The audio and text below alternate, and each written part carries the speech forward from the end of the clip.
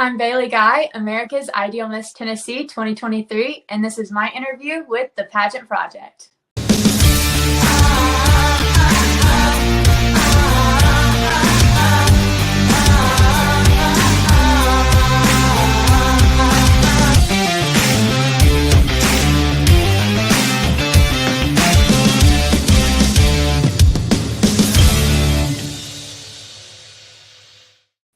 Hello, everyone. It's Adrian from the Pageant Project with you, and my special guest for today is Bailey Guy, who is America's Ideal Miss Tennessee 2023. Bailey, welcome to the show. How are you?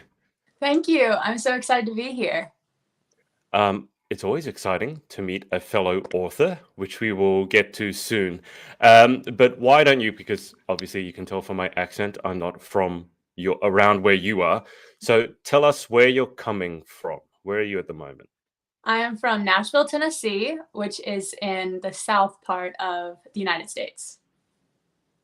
You're so you're from Nashville. So okay. Yes. I don't know if you saw my story, but I've recently got a thing for country music and I want to learn to play the fiddle. I play classical violin since I was 2, but I want to learn to play the fiddle and I want to specifically play The Devil Went Down to Georgia. That's a So, great song. coming from where you are you a country music fan? I feel like even if you weren't, you'd have to say that you were, but country music, yes or no? I love country music. I was actually listening to I call it Country Country Yeehaw. That's my country music playlist name. And I was actually listening to it while getting ready for the interview today. So what, in your opinion, what are the best, if someone doesn't like country music or someone wants to get into it, what are your favorite country music tunes? Oh goodness. I really like Jordan Davis. He's a really good one. Let's see. I like a lot of like country. I started listening to it probably around 2017 or 18. So I'd say Right. anything from the past 5 years, I'm pretty good at. I know those pretty well. Jordan Davis, Parker McCollum, those are two of my favorites right now for sure.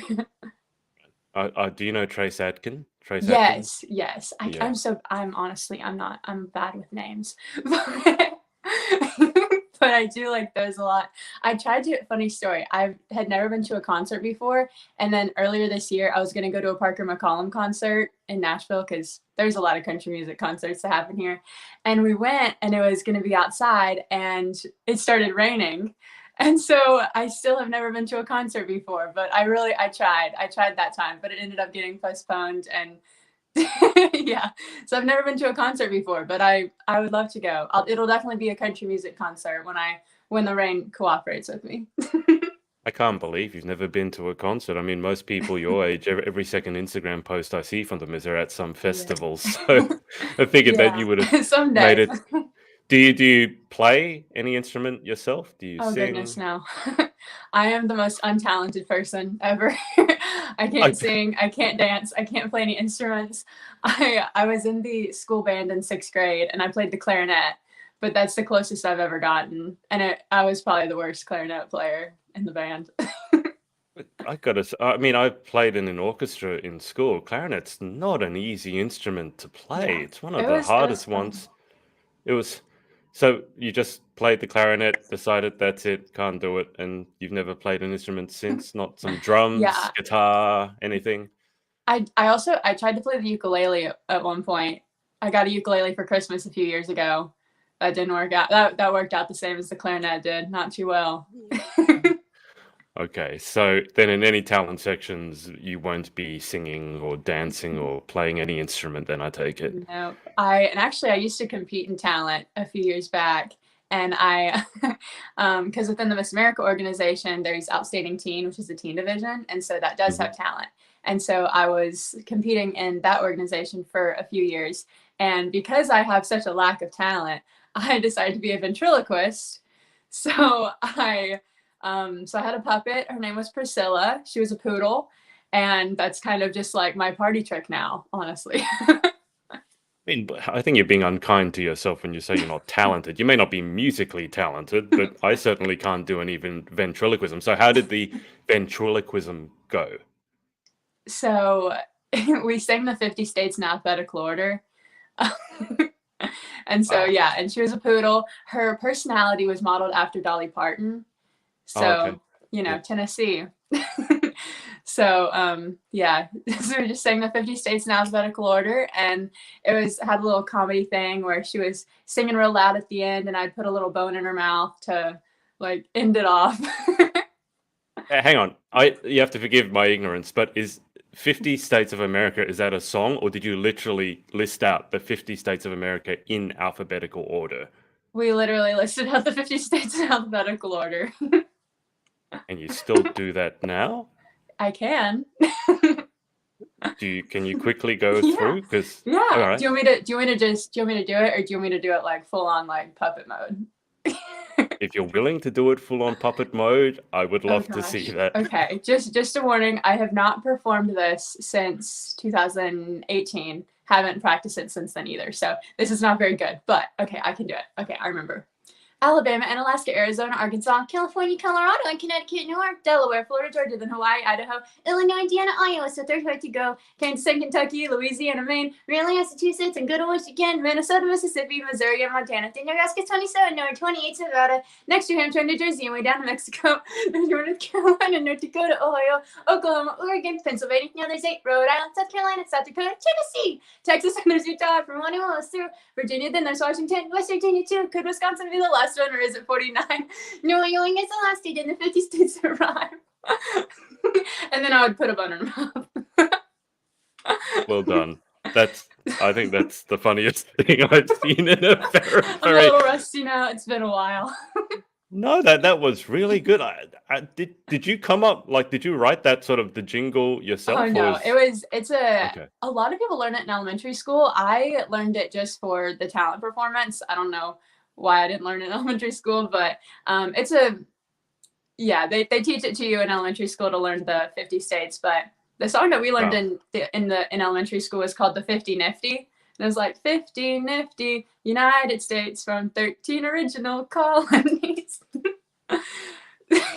I feel that song would be much shorter here in Australia because we only have like I think 7 or 8 states. So Yeah. our song would be much shorter. Does that ventriloquism? You're the second ventriloquist I've actually talked to. Funnily enough, you're not the first. But does that skill come in? Like, have you ever used that for a prank or something? Are you good enough to like prank someone with Mm, it? I'm probably not good enough to prank someone with it, but it's just kind of a funny fun fact that comes up. And I did it during when I was in high school, my freshman year of high school, which is ninth grade. I did it in the talent show, and I was the only freshman in the talent show that year. And I honestly just like it, it was pretty brutal after that. Like people made fun of me so much for like the coming 3 years, but it got my name out there, and all the teachers on the first day of school, like they'd be doing attendance, they say Bailey guy here, and they'd be like, you're the puppet girl, aren't you? And I'd be like, A puppet girl. I am. That would be me. That's not such a bad thing to be remembered for. I interviewed Miss Grand Australia, and she was remembered because for a long period of time, all she would eat is canned or tinned tuna and peas. Every day she would bring tinned tuna and peas, and she was working at a swimming pool store, check the chlorine, and one of her friend's mothers came in and said, "You're the tuna and pea girl." So I feel that being remembered as a puppet girl is probably better than being remembered as a tuna and pea girl. But I mean, last question on the ventriloquism before we get to pageantry. Um, did you always have that talent? Did you work on it? And if you worked on it, how do you practice it? Because I have no idea. Like if someone said, Adrian, you're going to have to do a ventriloquism act in a week, and if you don't do it well, that's it for you. You're going to be shot or something like that. Where would I start? How do you practice that? Yeah, so it took a while to convince my parents to even let me try that out, because I saw it for the first time. I was probably around 12, 11 or 12 when I saw it. A girl at Miss America performed it as her talent, and Okay. I was like enamored by it. I thought it was the coolest thing I'd ever seen in my life. And coming from someone who has no talent, I was like, "Ah, that's my talent now." And so I was like, I can learn this. I can do this. So when I was like 11 years old, I messaged her on Facebook. I asked her who her ventriloquist coach was or how she got started. And so she put me in contact with her coach because there are ventriloquist coaches, which I didn't know. And I found a puppet online and yeah, named her Priscilla, got started, and that's how I did it. And I pretty much usually would practice with my hand, how I just did. But yeah, I did it for quite a few years. I believe I did it for about 3 years, but it took me about a Wow. year of practice before I ever even performed it. And even then it was not good that first time. But yeah, but that's my little fun fact. Well, I definitely consider that a talent. It's not one that I've Thank seen you. very often. But so we get distracted with ventriloquism and the whole 50 states in alphabetical order. That's a thing. All right, let's start let's start with It's the so easy American, the 50 question. states. Well, uh, well, learning them in alphabetical order as well, that's something else. I'm not sure if that would come in handy anywhere, but yeah, as I said, you guys have 50 states, we have 7, or I don't even remember. So, but we'll start with the easy question. With pageantry, how did you get into pageantry to begin with? So I started when I was 5 years old in our county fair. And this is another funny story. So I ended up, well, I don't want to spoil the ending, but so it's my first pageant. It's the county fair. Again, another outdoor event. I have a theme with these. And so it was during like the intermission part. So all the girls had Mhm. already performed, but the results hadn't been announced yet. And this thunderstorm comes rolling through and we're all outside. And I mean, the sky just falls and it's raining and it's storming and lightning ended up striking the stage and the entire thing collapsed. And all the little girls, because I was 5 at the time, we're all like under this little tent, and we're all just like, oh my gosh. And I just remember all the dads like jumping out of the audience, coming over to like rebuild the stage. They got in pageant dad mode. And a lot of the girls ended up going home because mascara was running everywhere. It was, people were crying. It was a whole thing. And I remember my mom came over to me, and then my neighbor who was with us, and she was like, Bailey, like, do you want to go home? It's storming. And I was like, are you kidding? That was awesome. Did you see that? That was so cool. And so I ended up staying and I got first runner up in the pageant, but I'm pretty sure it's only because half the girls went home and so they got taken out. But I personally love rain and storms, so I didn't mind it one bit. I thought it was really funny. Well, rain is one thing, but the stage getting struck by lightning, you don't Yeah. take that as like maybe a sign from God that today is not your day, or you just went, yeah, I love this stuff, Yeah, it was started out with a boom. So, literally. Um, yeah. I have interviewed actually Miss Earth USA, Marissa Butler. She famously was actually struck by lightning through her window. She loves, similarly to yourself, she loves thunderstorms. Like some people are terrified of thunderstorms. She loves the sound of it. She's from Maine originally. She's in San Diego now, where apparently there's never any thunderstorms. So it is like her college years. I think she heard the thunderstorm. She was on the phone wearing big metal hoop earrings. She had a laptop near her, and she had a window open because she loved listening to the sound of the storm. And the lightning arced from outside through the phone or something and hit her, and she passed out. Oh my So gosh. again, not the first, but the second one who seems to love lightning, but it can end badly. So after that, beginning with a boom, as you said, what happened after that? Did you take a break, or have you been competing in pageantry since then? Yeah, so after that, my mom did not think that I would continue with pageants. She really only she did pageants when she was a teenager. Mm. And she really only did it to lead to a modeling career because then she ended up modeling. And so she kind of just wanted to put me in a pageant just to get me out of my shell because I was the shyest child ever. And she was like, this kid has zero personality. We got to do something about that. And so she put me in a pageant so that I could get used to being in front of people, talking to people, being on stage and just kind of, get me out of my shell and Yeah. not thinking that I would stick to it. And then I just clung to it. I just really, I don't know, maybe it was just seeing the lightning there. I don't know, but I really enjoyed it. And it took me 7 years to win my first pageant. And I did about 2 or 3 a year after that first one. So that was quite a few pageants that I lost. But then when I finally, and I'm not even, the first one that I won, it wasn't even, it wasn't even like a state title, national, nothing like that. It was Snow Princess. It was Miss Snow Princess was my first title. Right. I won that when I was about 12. And so, yeah, so that's how it really started. But I remember when I was about 9, my mom, she was like, we need to find something that you're really passionate about and something that you're good at. And I was like, well, pageants are my passion. I really want to keep doing pageants. And she was like, well, something you're good at. And I was Oh, like, I'll get yeah. there. I'll get there. I promise. I was like, I know I'm not very good right now, but I'll get there. I'll do it. I can do this. And so I just stuck with it. I watched Miss USA and Miss America over and over and over again, like it was a movie. Mm. And eventually, I don't know, something just kind of clicked one day, and it all just started falling into place. So I'm really glad that for those 7 years I stuck with it and didn't, quit and find something I was good at. And now my mom is like, she's the most supportive pageant mom. Like Yeah. she cries when I'm on stage. She loves it. I have to ask, you said your first title was Snow Princess. Does it Yes. snow in Tennessee? We usually get one big snow a year, and it obviously it changes per region. But where I live in Nashville, we typically get one big snow a year, and it actually, the day of the pageant was the snow that happened. So our one snow of the year, actually, we came out of the it was at a high school, and we came Mhm. out of the high school after the pageant was over, and I was like, y'all, it's snowing. Oh my gosh. And that was the first snow of the year and the only. So that was really cool that I was Miss Snow Princess, and it snowed that night. So that was cool. You don't sound like you do anything normally. Your first pageant, the stage was struck by lightning. The first pageant you won, you had a snow dump and it was Snow Princess. And I was trolling through your Instagram feed. You're talking about your mum being supportive and the fact that, she cries when she sees you on stage. I've seen some of your winning reactions because you have won some probably big titles, obviously. I think it was when you won, was it Miss Teen Tennessee USA?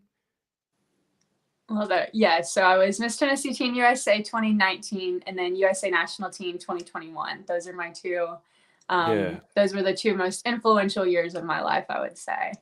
I saw your reaction when you were crowned Miss Teen Tennessee USA 2019. Hmm. You look like you almost were about to pass out. I mean, Yeah. do you still, I gotta ask, because obviously pageantry in America is so much bigger than, well, Australia, but many other countries as well.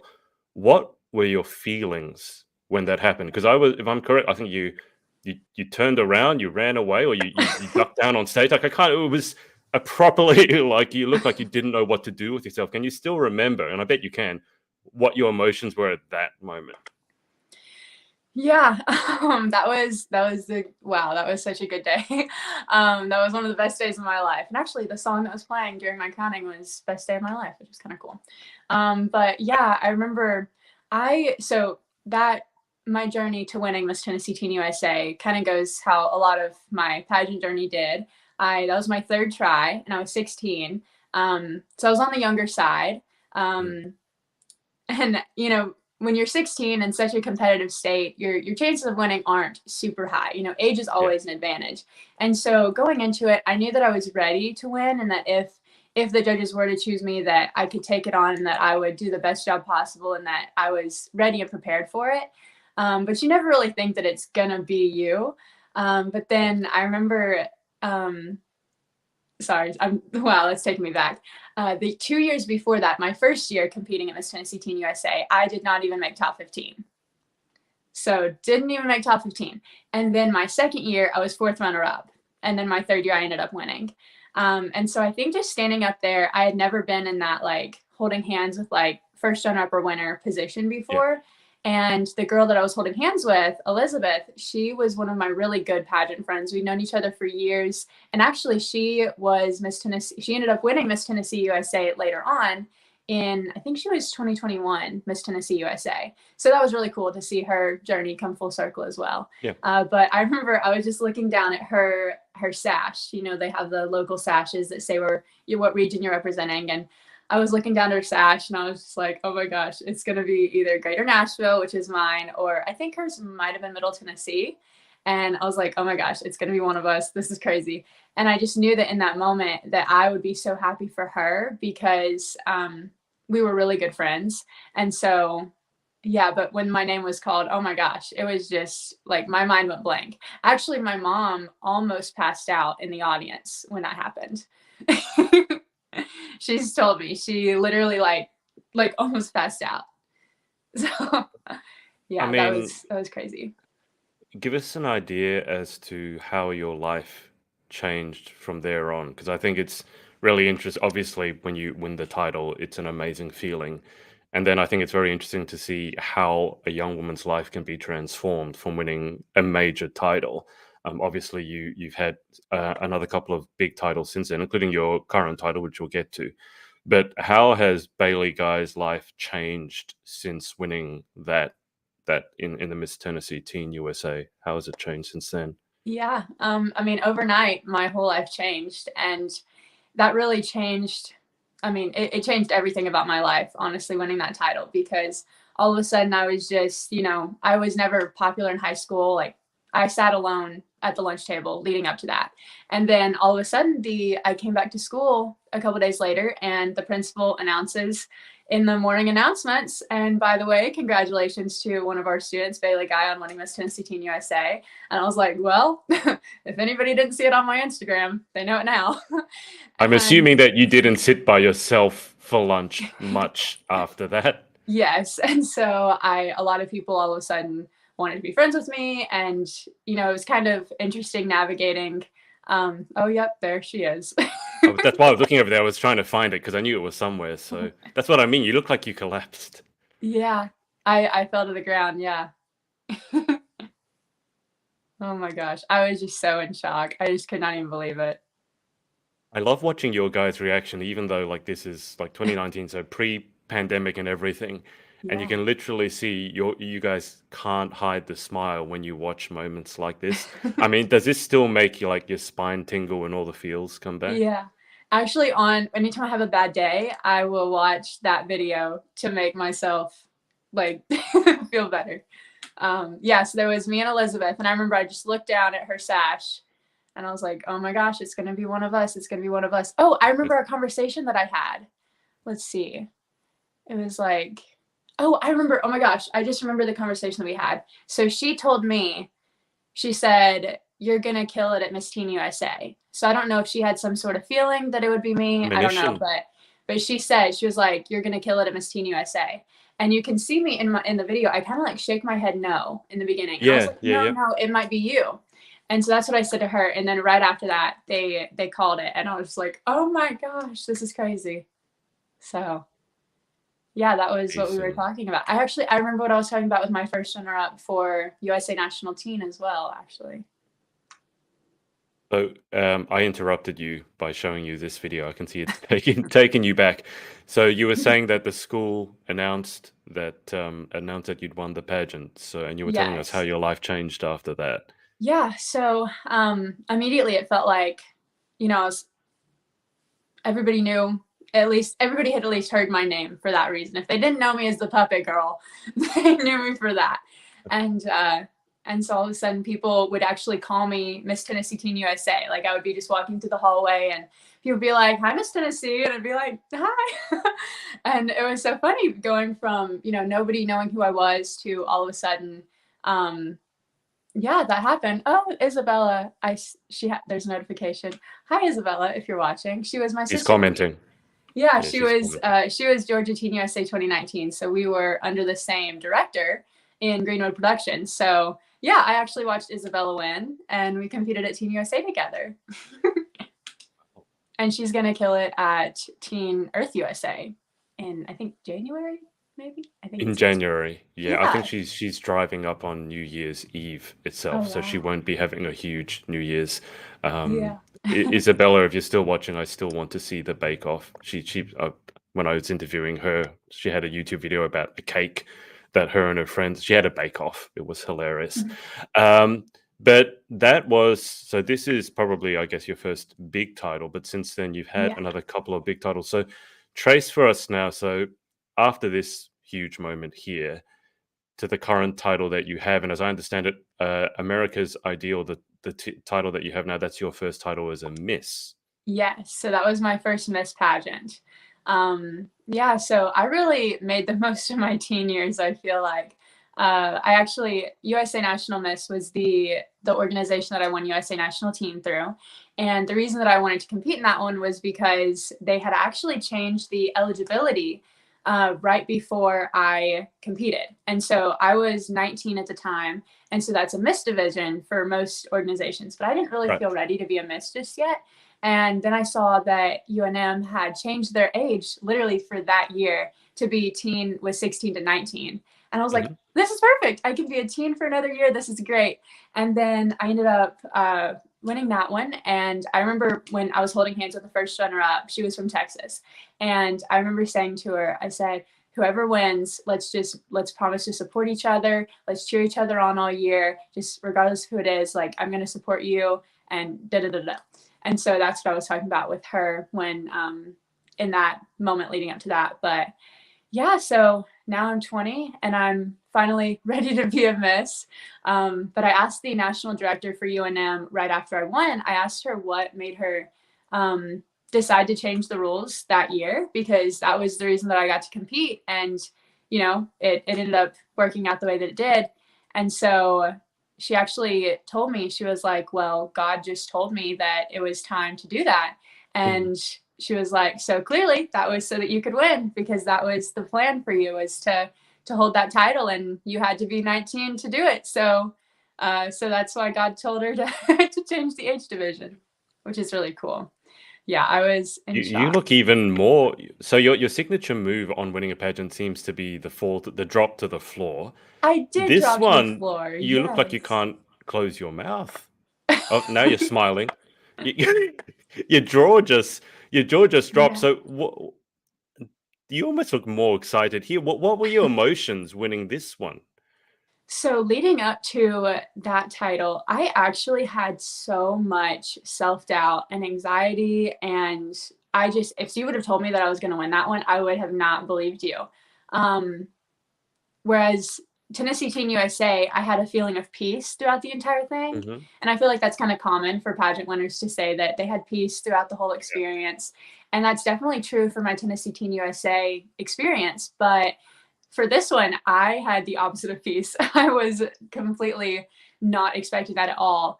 Like, it was a complete shock. Like, I cannot even put into words how shocked I was. It looks like that on your face. We can definitely see that. It did not dawn on me that I could potentially walk away with the title until they had called the top 3.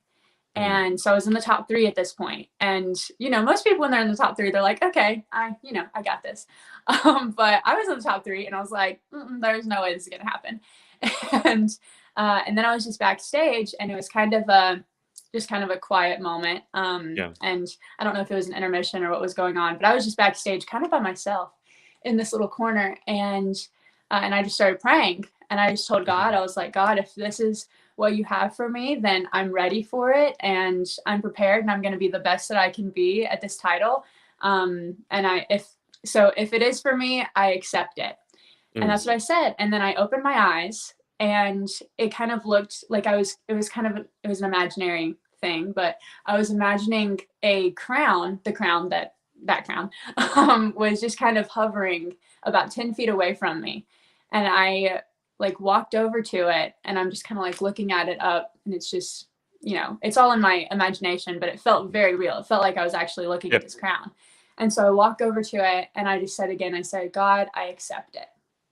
And then we had to line up to go on for top 3, and it ended up working out. But I 100% did not think that I was gonna win that one at all. I had so much self-doubt. So that pageant happened in July.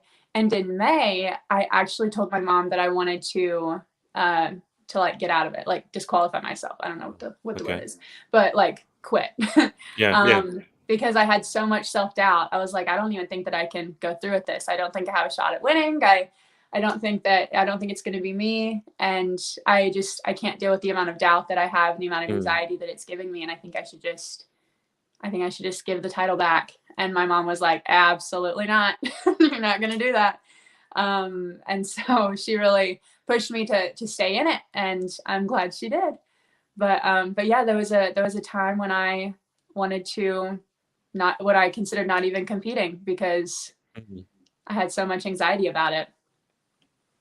I want to jump in because what you touched on there is obviously hugely important, and mental health is hugely Mm-hmm. important, and pageantry sometimes can not necessarily be the kindest place. But you had won a massive title, Teen Tennessee USA. And I think a lot of girls watching this, a lot of girls think that, oh, the answer to all my life's problems will lie in winning a pageant. And I always caution against that. I think it's Yeah. extremely dangerous. You had won a huge pageant, probably the biggest pageant you could at that stage in your state, in that system. And then fast forward to this pageant, and you were doubting yourself. Mm-hmm. Can can you just speak a little bit about what happened in between? Like, what led you to that stage where you had anxiety, you were doubting yourself, despite having what any sane person would say, oh, you had massive pageant success, you've got this. Yeah. So can you talk about, even though the fact you won a huge pageant, that self-doubt and anxiety can still creep in? Well, I think that's true that a lot of girls do, and I actually, I touched on that in my book, and how a lot of people do. They have this idea that, oh, if I could just win this title, or if I could just have that job, or if I could just have this relationship, or if I could just have, and they have like this mental marker in their head of, that's when I'll be happy. That's when Yep. my life will feel complete. That's when I'll feel fulfilled. And so for a lot of pageant girls, they think, if I could just have that dream title, then all my problems will go away. But Mm. in reality, from what I found, those 2 years, I like to say that those 2 years were the best and worst years of my life, the years Wow. that I had the reign, Right. that with those titles, because it is so amazing. There's so many opportunities, and you get to make such a difference. You get to make such an impact, and you get to touch so many people, and it's so incredible to experience that and to feel like you've been able to make an impact in someone's life. But on the inside, you also have so many struggles that you can't always talk, you feel like you can't talk about them, Yep. and you feel like you can't show this this ugly side to such a beautiful experience. But in reality, that is there and that exists. And when you do have one of those big titles, a lot of times you put so much pressure on yourself, and you feel the need to always be perfect. And that's definitely what I felt throughout, especially the year with Tennessee Teen USA. I like, it was crazy. I always felt the need to always, look really put together, and those are good things, but also you also have to give yourself some grace, because you're a human, you're a person, and Mm. you're not gonna be perfect, and so you can't hold yourself to that expectation. um, and then throughout my year with USA National Team, one of my biggest struggles was I was actually experiencing a lot of bullying at that time, um, Wow. within the industry. And so that was really, really a difficult thing. And that's still, I actually still, it's still pretty recent. I still have even anxiety from that. And so Yeah. that was really, really difficult to experience and to go through. And that was also something that Yeah. I could never put on social media. I could never talk about. Yeah.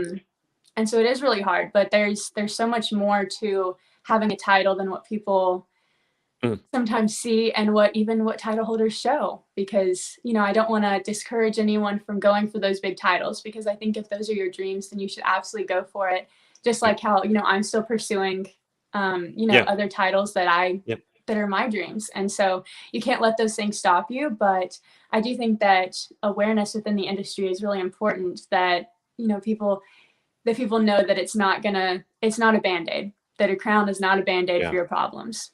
And a lot of times it can even be a magnifying glass on those things. Um, Yep. and so that's something Absolutely. that I didn't always realize, and that I see a lot of people, they go into it with this mindset that if I could just have this title, then I'll finally have confidence. Mhm. I'll finally have this. I remember, it's so being 16 of me, but when I was Miss Tennessee Teen USA, or before I won, leading up to it, I was like, if I win Miss Tennessee Teen USA, this boy I have a crush on is definitely gonna like me back. And he did not. So, so it doesn't solve all your problems. It doesn't make everything else just work out perfectly for you. And honestly, thank goodness he did not like me back. That would not have been a good situation.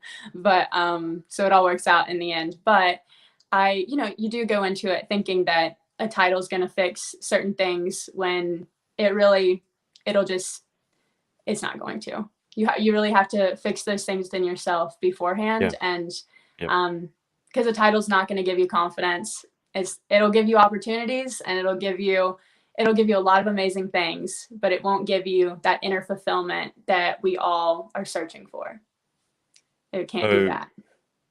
if I was to ask you what advice you would give back to your 16-year-old self, you're so excited, won the title, and you think rightly or wrongly that everything is going to change now just because of that title. It's not, but not because of not really realizing that it's you who's done it, but you think the title is going to do it.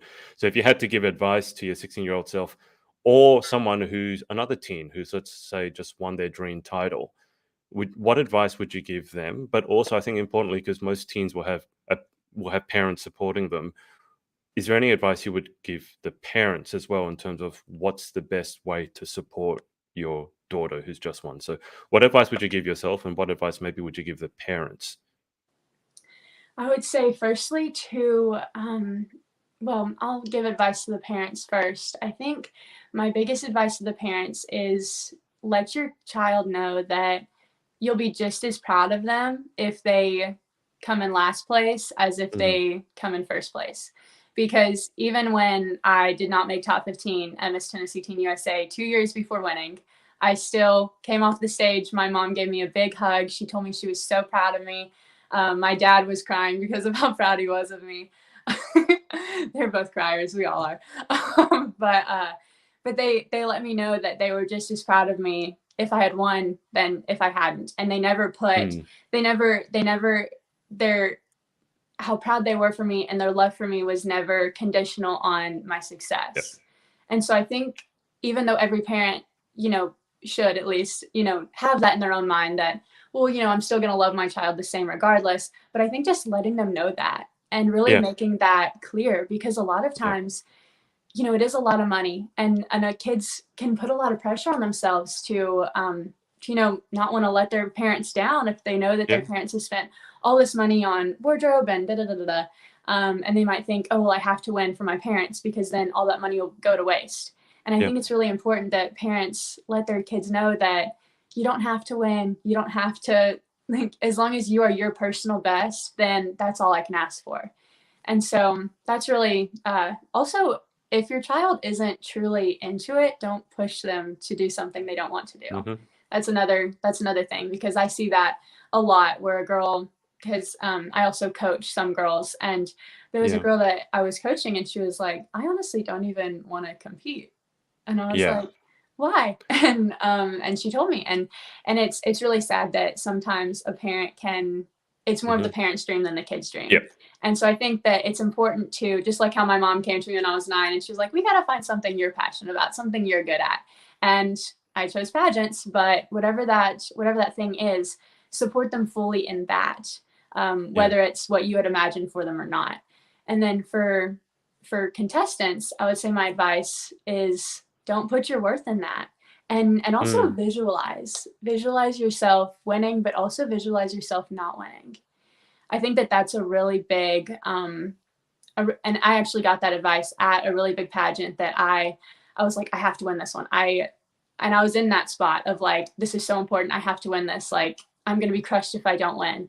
And someone gave me the advice. They said, well, and it was on finals night. It was the morning of the final pageant. And they said, well, you've visualized yourself winning. You know what you're going to do if you win, but visualize yourself not winning.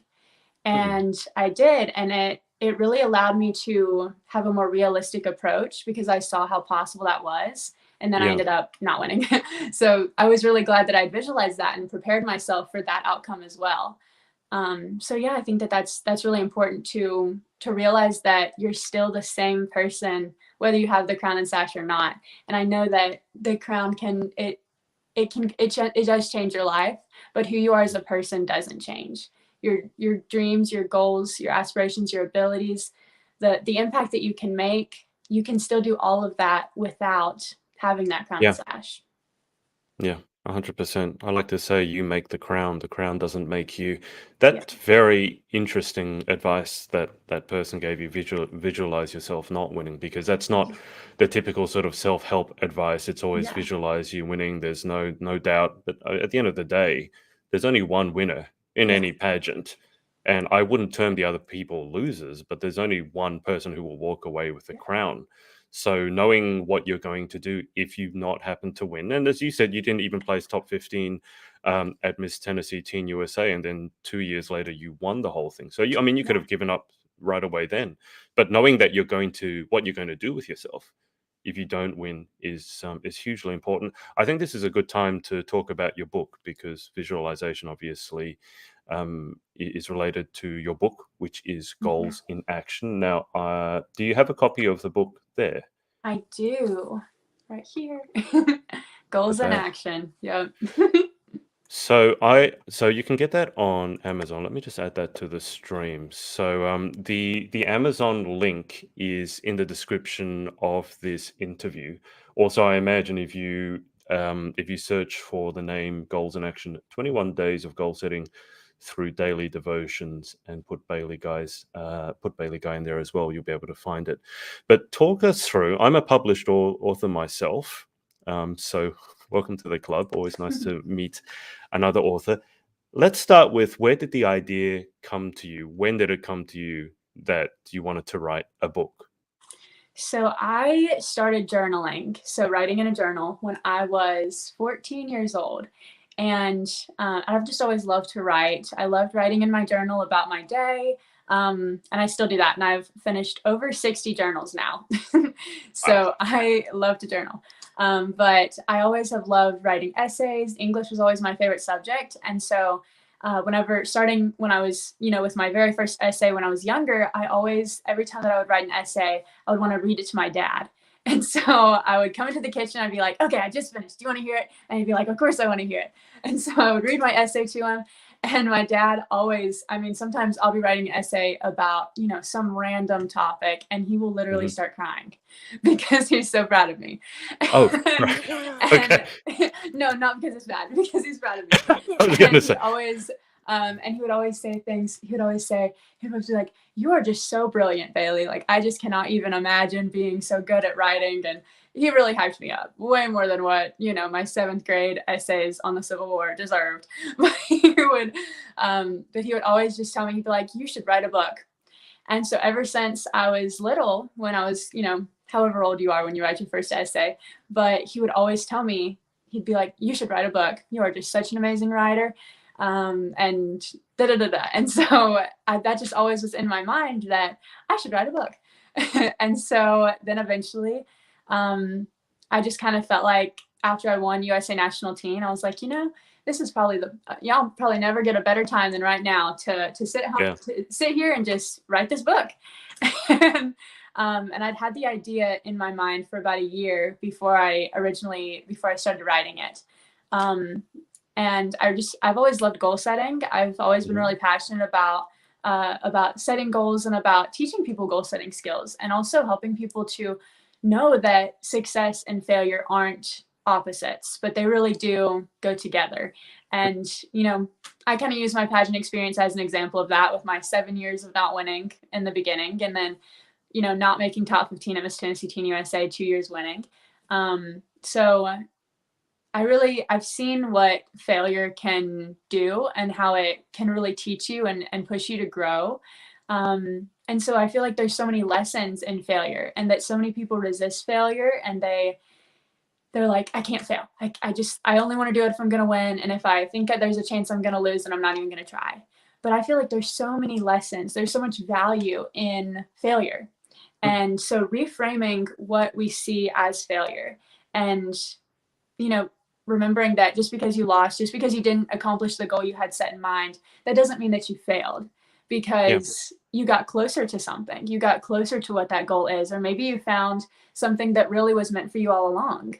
Um, and so I think that that's really one of the biggest messages throughout Goals in Action is how to set those goals, but also how to really navigate what happens when they don't happen. and how to use that experience to get you closer to what your purpose really is. So a lot of I actually have excerpts from my journal entries, from like my diaries, if you want to call it that. I feel like that's such a cringy word, so I call them journals, but Daily they're diaries. diaries. Yeah. So I actually have quite a few excerpts from my journals and diaries in the book. So I think that just kind of adds a little personal touch where people can read what was going through my mind in certain moments. I know the journal entry that I wrote the night before I won Miss Tennessee Teen USA is one of the ones that's in there.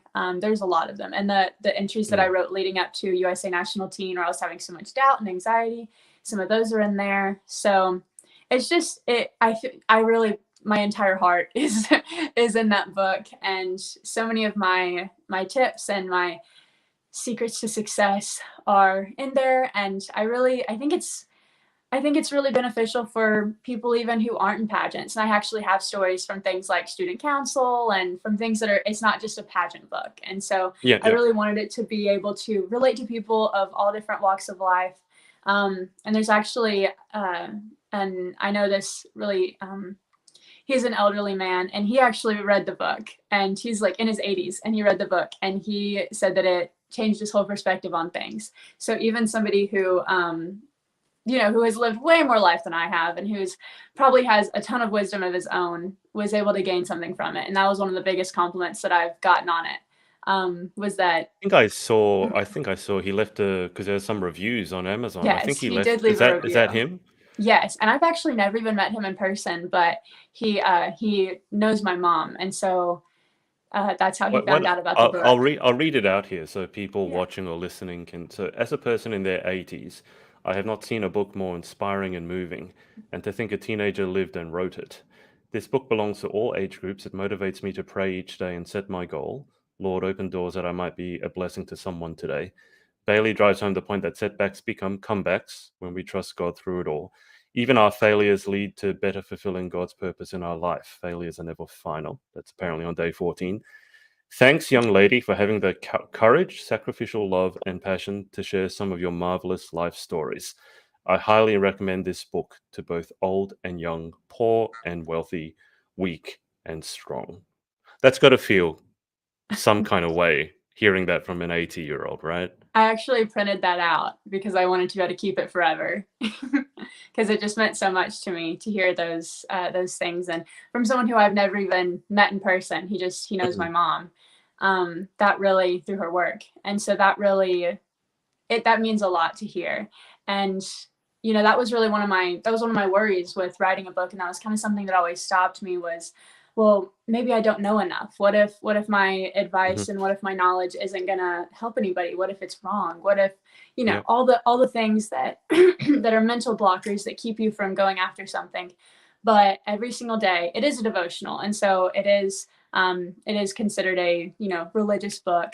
And I really just wanted for God to speak through me. And so every single day before I would sit down and write any of it, I would say a prayer and say that I don't want for it to be just my own words, that I Mhm. want every single word that I type to be sealed by God, approved by Him, and for His words to be flowing through me, and for whoever's going to read the book, for something to touch every single person that reads the book. And there were some days that I would have a plan for what I was going to write for a certain Mhm. day. And then after I would say that prayer, God would just put me in a different direction and be like, actually, you're going to write about this instead. And Yep. so many of the stories are, I feel like, just really, it's just God was just going through me. And so that's really amazing to be able to know that the book really is, it has God's stamp of approval, because that's what I prayed for throughout the entire thing. So that's what really made me confident in being able to write the book, was knowing that it isn't just my words and it isn't just my thoughts, but that the God of the universe was going through me and giving me inspiration. It's definitely divinely inspired. And so that really means a lot to me, that people Yeah. can be inspired by it at all ages. It's really interesting to me that it's a devotional because I was baptized, but at the age I was baptized, it's something like my parents made me do, and because Yeah. of that, I was almost quite resentful, and I never would have considered myself religious at all. And then this year, maybe because of COVID, maybe it was timing, who knows, I decided, you know what, I'm finally going to read the Bible. So this entire year, I've been following a 1 year Bible reading plan. So in about 2 weeks, I would have finished reading the entire Bible. Oh I my would gosh, say it's it's not amazing. easy. It is The really. Old Testament has some proper biblical wrath, let's put it that way. But I'm fascinated by the idea of a devotional because I don't know much about the religion outside of the Bible itself. I know there are Bible study guides. A devotional, assuming it's not the same. But I struggle because I'm just at the end of the New Testament, and it's talking a lot about this idea that you by yourself as a human, you can't, if it was just like we could do it all right by ourselves, then we wouldn't have needed the sacrifice of Jesus. Like the whole point of that was because we couldn't do it ourselves. Yeah. And then I struggle sometimes with the idea of trusting God that he will show you the right way and letting go of that sort of that A-type personality where I'm going to do it myself and I'll find a way. And the Bible is saying if that was the point, if that were the case, then Jesus wouldn't have needed to die for us. Yeah. Do you ever struggle with that yourself, like the letting go side of it, that God has a plan and it's only by faith in God that you actually get to where you want to get to? Yeah, for sure. Trust is a big thing for me, and I always have to remind myself, put your trust in God, and I feel like God just He answers, and if you pray to Him and if you talk to Him, listen. He'll speak to you, and He'll tell you and He'll guide you on where to go. And so I like how you said that, and that's very true that we can't. I mean, some people,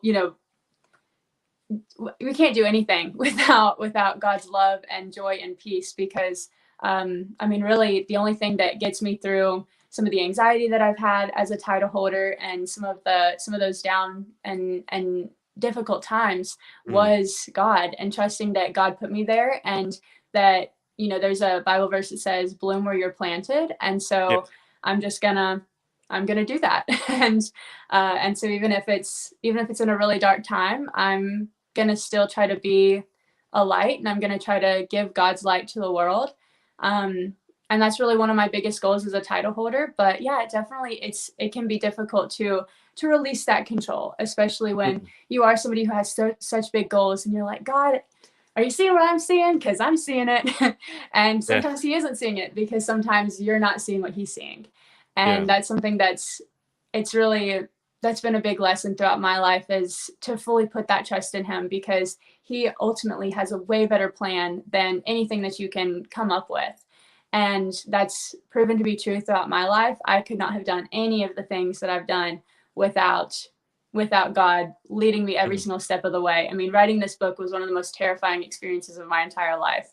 And I 100% would not have done it if God wasn't leading me to it because I really felt like God was saying, this is the time. And so I did it. But I could not have done that if I didn't have just full trust in Him. Yeah. And I think, as a title holder, that really is one of my biggest goals is to shine God's light. And this is just one little contribution. And one way that I can do that is through my book. And that's my goal is that people are touched by the book and that they do see that God is so involved and so there for them and so present. He's not just some random guy that's, Yeah. a billion years away, but he's so present. He is with every single one of us.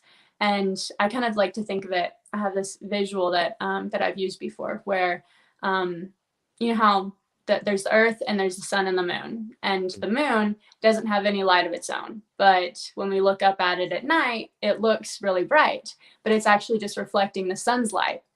And so the sun is beaming off the moon and it reflects onto the earth.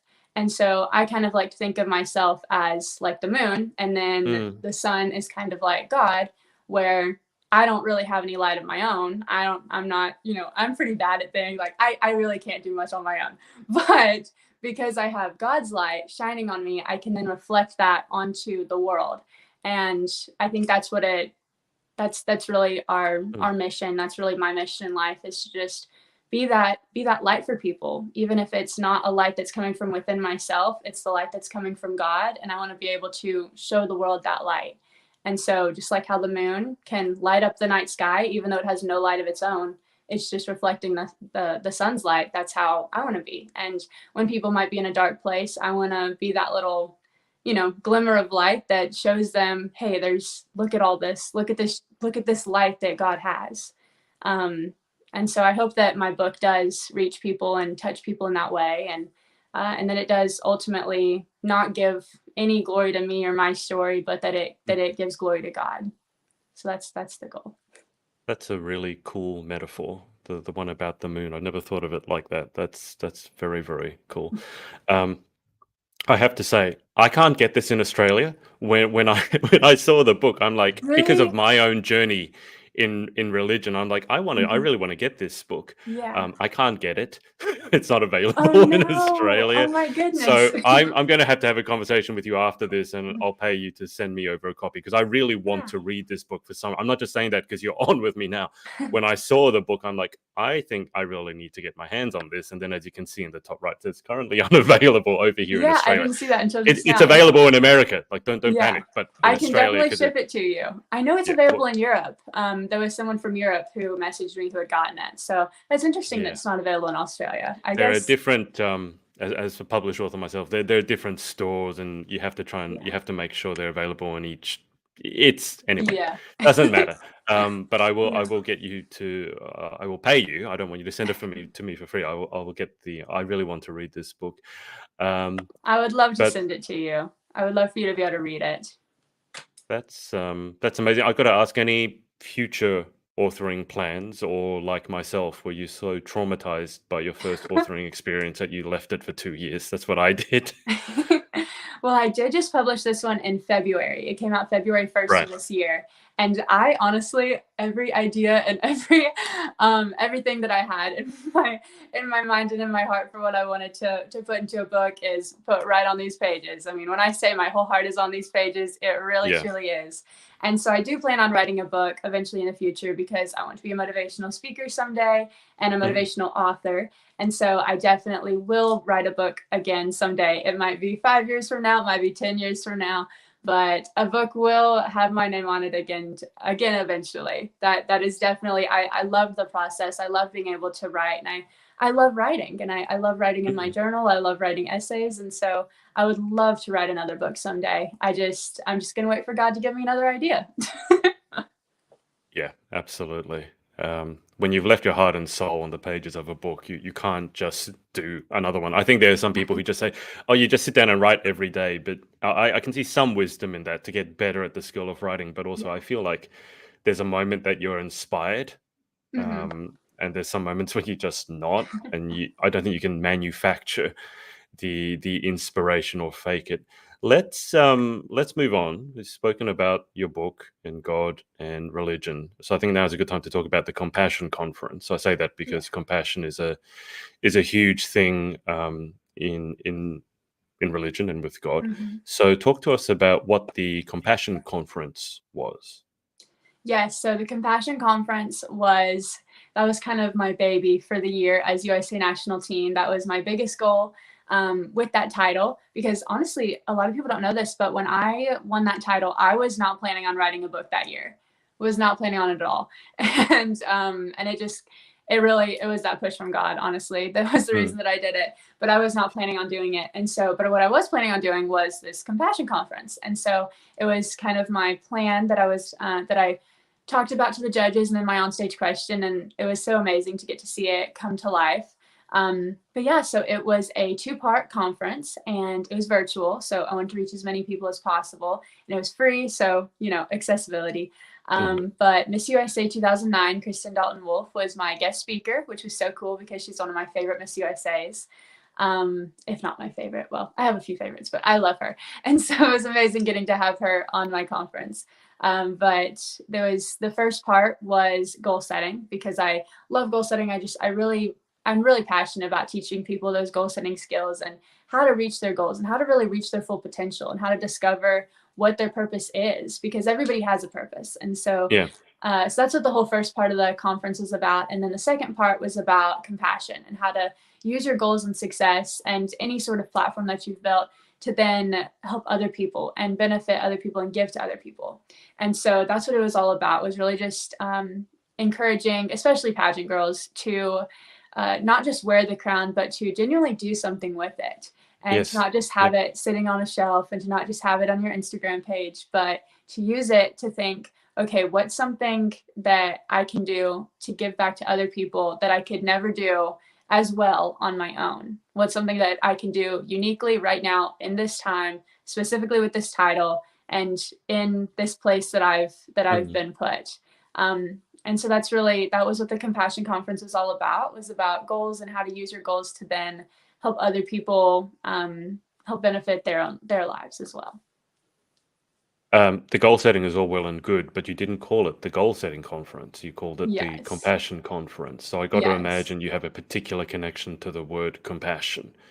Yes. So it was named the Compassion Conference because there's a Bible verse and it has compassion in it as one of the qualities. I'm trying to think, I don't want to say it wrong, but it's Colossians 3:12. And so that's the Bible verse that has compassion in it. Let me think. I think it's patience, compassion, kindness, humility, and there's one more. I always forget that last one.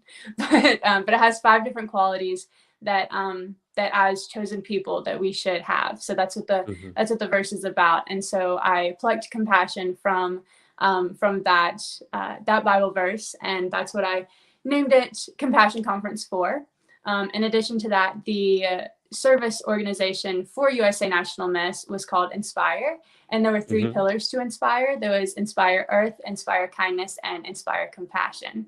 And so when I saw that that compassion was one of the words in this Bible verse, and it was also one of the 3 pillars of the service project for USA National Miss, that's where I was like, that's it. That's the word. I have to use compassion. And so Compassion Conference really got its name from the connection between those 2 things. Amazing. I mean, you mentioned the pillars. One was kindness, one was compassion. Yes. Where kindness do you see is in that Bible verse as well. So I guess theoretically I could have named it Kindness Conference, but but C and C. It goes compassionate together well. Where do you see the difference between compassion and kindness? Because obviously they're in the same ballpark. But for you, what's the difference? Because people always say be kind. That's Instagram, be kind always. And I agree with that.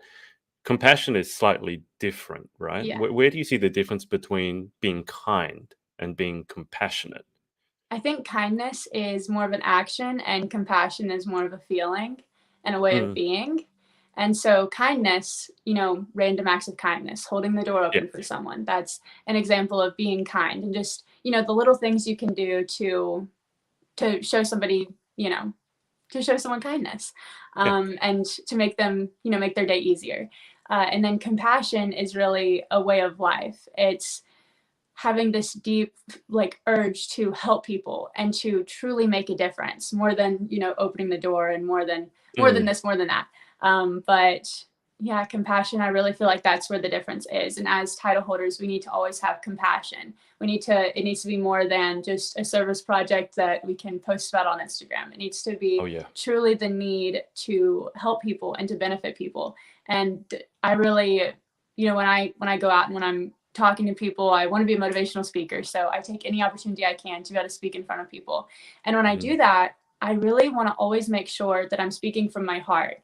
And even though I will always have a plan of what I'm going to say, I also want to give myself that room where if something comes to me in the moment, or if God starts talking to me and is like, hey, you need to talk about this, I want to be able to give myself that room to really just share from my heart. And because I truly, it's not about this written plan. It's not about, what I've said I wanted to do. It's not about any of those things that I think sometimes people put their focus on. It's not about the outside appearance, but truly impacting people and truly making a difference in their lives and giving them just that little nugget of wisdom, if that's what I want to do when I'm speaking. So whatever your passion is, whatever skills you have, really just making sure that you're using those for good and to truly have an impact on people.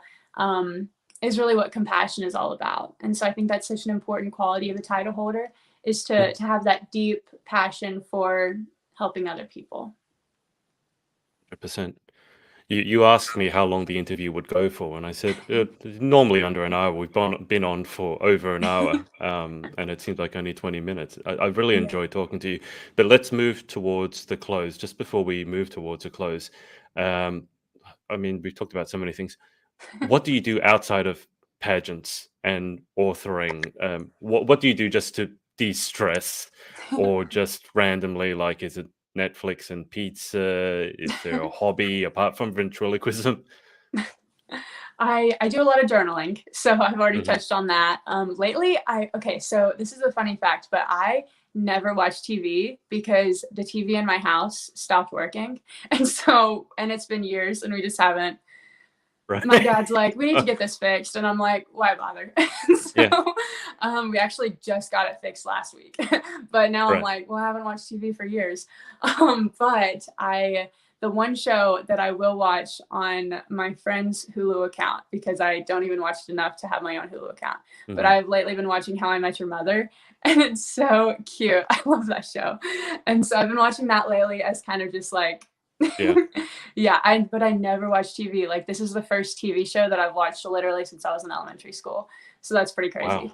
And then outside of, random hobbies that I have, I recently joined a sorority at my college. So Alpha Omicron Pi.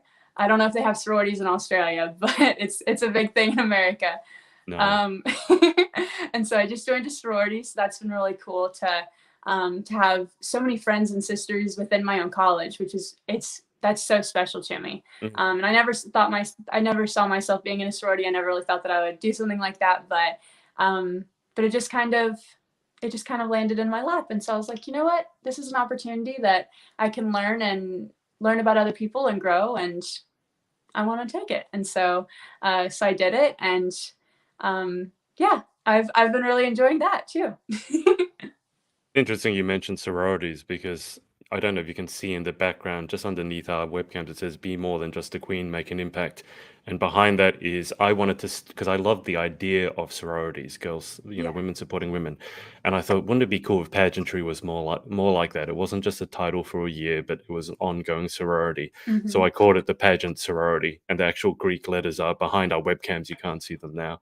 But no, we don't have sororities here in Australia, but I love the idea of them, and I would love to see more of that in pageantry, because I feel there's a lot of commonality between pageantries and sororities, and the idea of There is. women supporting women to be the best versions of themselves, and also, as you've pointed out already, service beyond yourself, Yeah. compassion, not just me, look at me, but actually going out and helping people, I Yeah. think is hugely important. Uh, okay. Well, the final 10 questions, just before the final 10 questions, anyone you want to give a shout out to for supporting you along your journey? Oh goodness. Let's see. Two of my Take your time. best pageant friends, Victoria Vredevog, she lives in Arizona. I love her. Natalie Woodward, she lives in Virginia. Love her too. Sarah Brickle, she's in Florida right now. Love her. Those are my three best pageant friends. They're so supportive. I love them with all my heart. Miss Jackie, she was the USA National Miss Director. I love her. She made such an impact in my life. She helped me so much with my book because she had actually written a few books. And so Oh, she cool. was my mentor throughout that process. So I love her with all my heart. She was amazing. My parents, of course, they're both so supportive. David and Kelly Guy. But yeah, I think just anybody who's read my book, anybody who's Mhm. supported me on that journey, thank you. Like, I seriously, that means so much to me. About 350 to 400 people, last time I checked, have purchased the Wow. book. And most self-published books actually max out at around 250. That's the statistic, that's like where they typically cut out. But yeah, so far we've gotten about 400, and that's amazing to me. Like, oh my gosh, like the fact that there's 400 people in the world who have bought my Yeah. book and read my book and thought it, like that's crazy. It blows my mind. So so anybody who's bought my book, or everybody who's watching this, if you're a supporter of the pageant project and you're wanting to improve in the pageant world, this is definitely a good way to do it, is just by listening to title holders and getting that kind of advice. And so thank you for having such a great way for people to have that information, because I think so many people wish that they could have a conversation with, you know, the title holder that they look up to or aspire to be, and you're making that so accessible to so many people by holding these interviews and then allowing, you know, anybody who wants to tune in to watch it and to learn from it. So I think that's so amazing. So shout out to you. Thank you. I would say the statistics on authoring are even worse than what you think. And I say this because I coach people. I have courses up on teaching people how to get published, and it's most people, a lot of people struggle to even sell one copy of their book. One. So to have sold as many as you have, hats off. That's no small feat. Thank you. So congratulations. All right, Bailey, the final 10 questions. Here we go. Number 1, what is your favorite word? Bubbles. It's just such a fun word, bubbles. It's my code word. Anytime I come up with a code word, it's always bubbles. Some people say apple pie, but mine's bubbles. Bubbles. Well, it's one of those words you just can't say without laughing and giggling at it. I don't know why. It's like bubbles. It's like a funny word. Number 2, what is your least favorite word? Oh, any bad word. I don't say bad words. So any word that's like offensive or I don't use any. I just steer clear of those. So I just think they're unnecessary. Probably don't come to Australia then. We play fast and loose with some of the words we say. Number 3, in life, what gets you excited? What turns you on? I think, let's see, I really love goal setting, and I love it. I really love, actually, something I genuinely, that just like, I think the thing that makes my heart feel most alive is giving people pep talks. I love giving people pep talks. Like, it's fun to set my own goals. It's fun to have my own dreams, but helping people reach theirs and like giving them a pep talk and being like, you can do this. I've been told by so many people that I give the best pep talks, and I just love doing it. It just makes me feel so alive. I get so hyped up giving people pep talks. You said you want to be a motivational speaker. It sounds like you're going to go down the coach route as well, because that's exactly what a coach has got to do. And the people who make the best coaches, in my experience, are the ones who enjoy helping others more than they almost enjoy helping themselves. And I totally resonate with that. So that was what turns you on. What about what turns you off?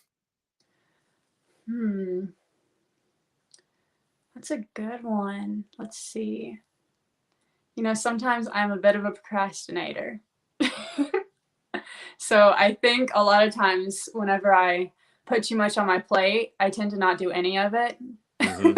And so I think those times, and I've kind of been dealing with this lately, of like, you know, because finals just happened for me. So you know, final exams, things like that. And I mean, it was a struggle, because I was like, oh my gosh, I have so many different exams I have to study for. I got to do this, I got to do that. I'm going out of town. I got to prepare for all these things. And so sometimes when so many things get put on your plate, then you're just like, I'm just going to sit on my bed and watch How I Met Your Mother. It's good to know that you're not always perfect. That's reassuring. Nowhere near it. Question 5. What sound or noise do you love? I love like bird noises and like duck quacking, like quack quack, like just like that quack. I actually went duck hunting for the first time recently. It was about just a few weeks ago. It was in November, and it was quite an experience. And I had to wake up at 3 a.m. to go duck hunting. And but I love hearing the birds, just seeing them fly by, quack quack quack quack.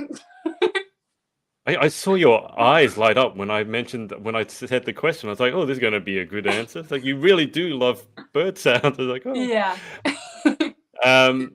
What about question 6? What sound or noise do you hate? Okay. You know, like picture paper? Like when you get a picture printed, pictures rubbing against each other. It bothers me. Is it like a squeaky? Yeah, like that, like squeaky, like, and it's like specifically picture paper. Like something about that noise of like pictures, like that weird noise that they make when they like rub against each other. Yeah. I make a lot of photo albums. I love scrapbooking and photo albums, and so I deal with a lot of pictures. I actually, right before this, went to Walgreens to pick up some pictures for my next photo album, but and then like rushed home for this.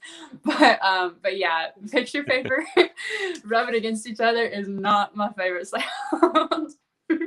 I can't say I've heard that one. I've printed pictures out many times, but I haven't rubbed them against one another. So Yeah. I can kind of imagine, but Yeah. yeah, it Or doesn't like when sound your very pleasant. fingernail rubs against it, it makes the same noise. Just like anything rubbing Mm. against picture paper, it just like makes my skin crawl.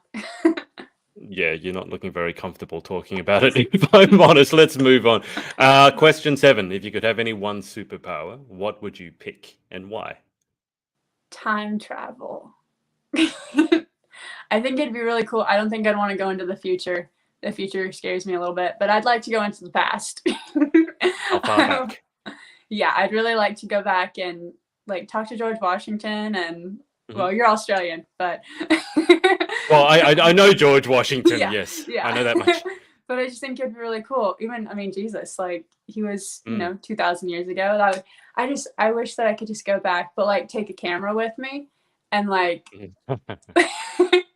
take pictures of everything. That would be so much. That would be so cool. Did you know? I'm really into the Titanic. Did you know that every picture that we have from the Titanic, like on board, was from one person who took those pictures? And that if that No. one person would not have made it, we would have no pictures from like the Oh, inside of the wow. Titanic. No, I had no idea. I'm Yeah. fascinated by the Titanic, but that's because I used to be into giant warships, and the Titanic is a giant ship, and the story Yeah. of why and how it sank, because they said it was unsinkable, which Yeah. always seems to me to be a bad idea to say that. Yeah. But no, I did not know that. Yeah. Okay. Yeah. Um, that Fun was a fact. random fact. I feel like I've learned a lot today. Question 8. What job would you most like to attempt? To attempt, let's see. If I could sing, I would have loved to have been like a country music singer, or some sort of a singer. I think that that would be so much fun, but I can't. Also, I would really like, and I probably wouldn't do it under the political climate today, but I have always been really interested in politics, and I think Mhm. it would be so much fun to be like the first female president of the United Mm. States. That would be so cool. But my only thing is I don't want 50% of the population or 50% of the It hates United you. States to not like me. And so Yeah. there's that. And so I probably will not go into that field. But I actually had a job a couple years ago. I was a volunteer recruitment director for a campaign for US Senate. So that was really cool. So I worked Wow. I had a little political job, and it was actually before I was even old enough to vote when I first got the job. And then I turned 18 during the job and got to vote for the first time for the guy I worked for, Oh, which wow. is really cool. There do seem to be more and more pageant competitors who are interested in pursuing a career in politics. And Yeah, obviously, not all of them are American, and in other countries, they have different political systems. yeah, But I think it's a good thing because, if we ignore, I used to be not interested in politics at all. But then I think we saw what happened if we don't take an interest in it. Then we don't basically, I think we have a duty to yeah, use our voice. Let's put it that way. So I wouldn't be surprised if we see a pageant girl at some point become I'm sure it's probably happened already. I don't know, become a prime minister or president of a country yeah. somewhere. That'll be a day. Well, that's a job you'd like to attempt. Question 9: What job would you definitely not like to attempt? I don't think I could ever be a firefighter. And I have so much respect for firefighters because I could not do it. I mean, to run into like a burning building, oh my gosh, fire is like one of my biggest fears. And so, yeah, I have a big fear of fire. Like I'm okay with like well, actually candles. I'm a little bit scared of Wow. candles now that I think about it. But yeah, I do not like fire. And so I could never be a firefighter ever. Fair enough. Final question. This will be an interesting one to hear your response. If heaven exists, what would you like to hear God say when you arrive at the pearly gates? Ooh. Well, there's always that saying of like that he says like I think like well done or something like Mm. that. I think Honestly, he doesn't have to say a single word. Just just seeing his face and just being in his presence would be more than more than Yeah. amazing. So yeah, I think just, I mean, any word that God could possibly say to me is going to be with love and with, Mm. you know, more love than the world even has in the entire universe. And so yeah, whatever word he wants to say. But yeah, job well done. I'm proud of you. I love you. Those would definitely be things that would mean so, so much to me. And the amazing thing is, kind of like God says this to us every single day. So I Yeah. don't even have to get to heaven to hear him say that. But yeah, that would be amazing. They say that when you get to heaven that you see people that you knew from your life. And so Yeah. my mom always says that, assuming she passes away before me, but she always says that she wants to be the head of the welcoming committee. Okay. We're thinking ahead here. Yeah, and so that's what she wants to do. She's gonna apply for the job, I guess. I don't know, but she definitely says that she wants to be the first person there when I get to the gates of heaven. So she'll be Right. head of the welcoming committee. We're really, really thinking ahead. It's like, what job would you Yeah. like after you die? I'd like to be head of the welcoming committee in heaven. That's really forward thinking. That's goal Yeah. setting. Yeah. 201, Yeah. if we can put it that way. Well, Bailey, it's been a genuine pleasure having you on. Thank you so much for making the time. Thank you so much for having me. It has been so much fun, and all the topics we've covered. This has been, I love this. You know, sometimes I always get nervous before these interviews, but this is really what I love to do. I love just being able to talk to people and meet new people. And we really covered all my favorite topics: God, pageants, goal setting. We So certainly covered a fair few. yeah, so thank you so much for having me, and thank you to all the listeners for listening as well, because I know we just talked for an hour and 20 minutes. So thank you for for still being on. I did say it depends on how much you have to say, and it seemed like, Yeah. well, together we had a lot to say. So Yeah. I will keep you on the line for just a second whilst I hang up with the audience. But thanks to everyone for watching, whether it's live or on the replay, and we'll speak to you next time. Bye for now. Hey, thanks so much for watching. Sorority Access is now open. So if you'd like to join an amazing group of women and learn how to be the most powerful, confident, and impactful queen possible, head to thepageantsorority.com. I'll see you there and see you in the next video.